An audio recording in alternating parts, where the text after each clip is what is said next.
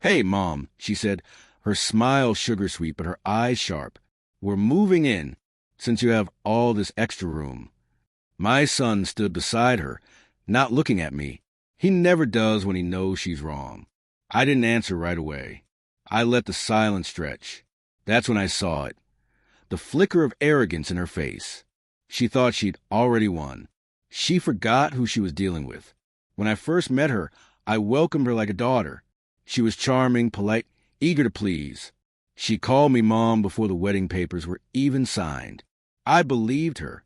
I believed the shine in her smile, the way she clung to my son's arm like he was her forever.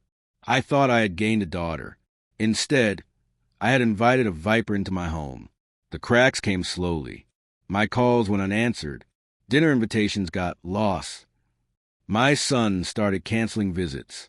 But the worst was the look in his eyes, once warm, now distant, as if everything I said passed through her filter first.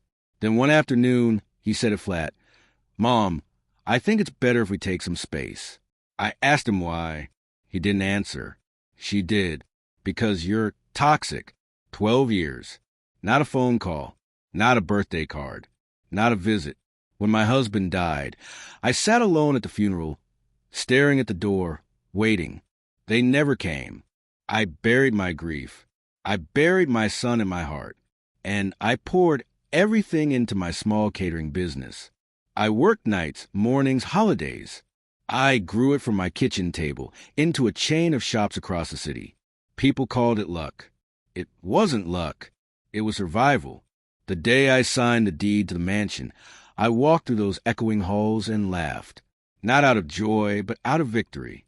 I knew they would come. Greed has a smell, and I knew they'd catch the scent. So I prepared. I didn't furnish the guest rooms. I didn't build space for them. Instead, I lined my study with files, lawyers, financial advisors, contracts. I made sure every brick of this house was mine, legally untouchable.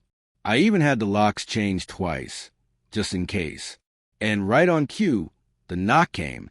They arrived the day after I moved in, like vultures circling fresh kill. She was all smiles.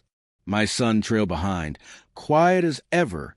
"We're moving in," she said, sweeping past me like she owned the place. I didn't stop her. I let her tour the house, run her fingers across marble countertops she hadn't paid for. My son whispered, "It's beautiful, Mom." His voice cracked on Mom. It almost undid me. Almost. But I remembered the funeral, the empty pew, the silence. When they returned the foyer, expectant, I smiled. "That's wonderful," I said. "You'll love it here." Her smile widened. Then I added, "Unfortunately, you'll be living next door." Her face froze. I handed them the brochure, a modest rental property I'd purchased months before. Not the mansion, not the luxury. Just 4 walls and a roof. Bare. Functional. Forgettable. Her voice sharpened. "What does this supposed to mean?" "It means," I said calm and steady, "that you'll never live under my roof." My son tried to speak, but she cut him off. "After everything, you're still punishing us." I tilted my head. Punishing? No. Protecting. This house is mine. Built from my grief, my labor, my years of being abandoned.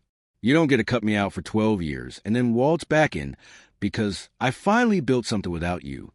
For the first time, my son looked at her. Not me. Her. And in that moment, I saw it. Doubt.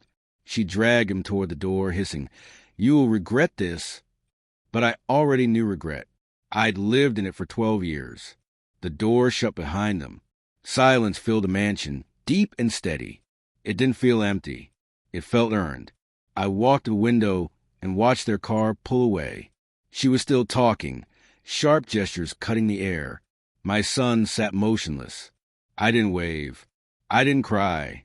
I just whispered, "Welcome home." Finally. Not to them. To myself. Because revenge wasn't the house. Revenge was showing them they no longer had the power to ruin mine.